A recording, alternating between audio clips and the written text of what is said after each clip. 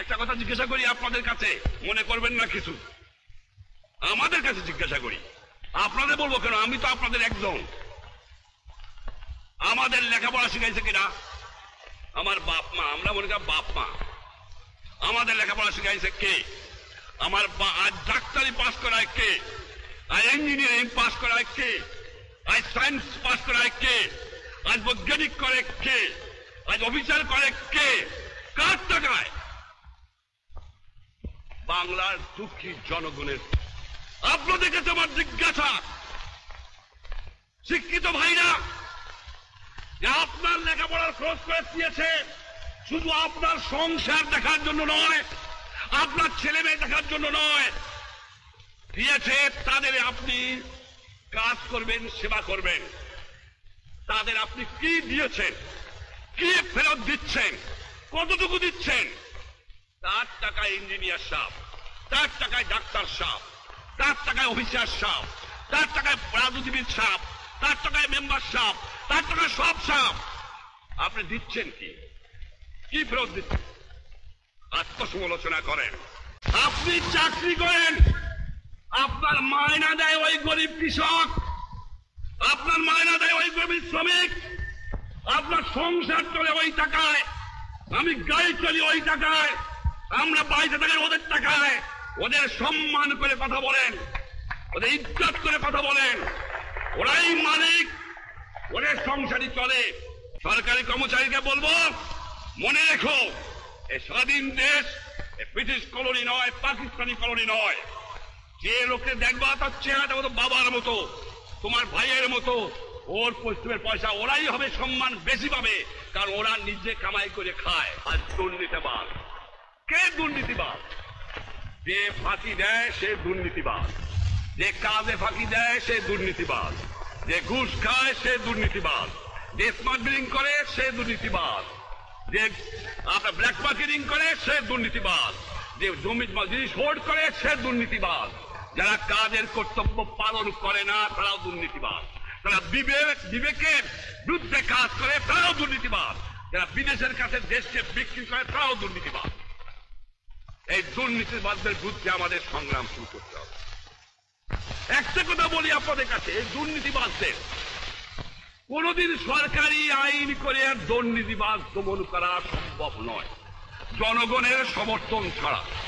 আজকে আমার এক নম্বর ওয়াদা হবে আপনাদের কাছে, সেটা হলো এই, আমি বলেছিলাম ঘরে ঘরে দুর্গ করো। কেন?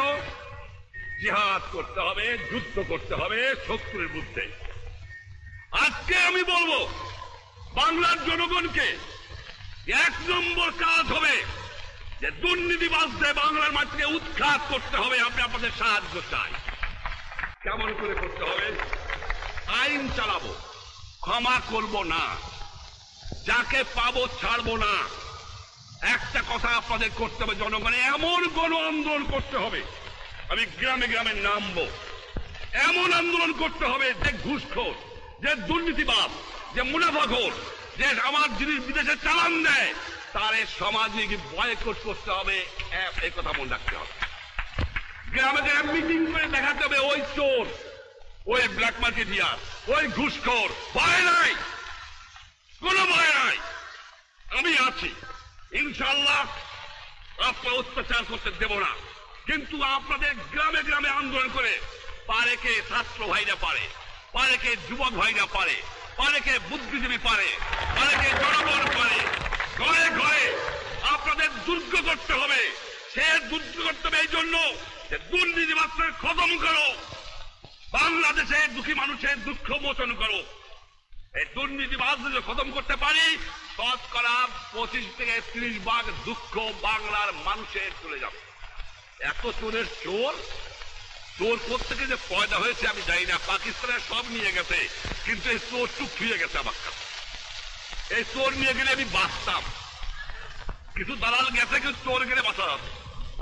শতকরা 20 জন লোক শিক্ষিত, আমরা শতকরা 20 জন, তার মধ্যে শতকরা 5 জন লোক আমরা বলতে পারি আমরা শিক্ষিত।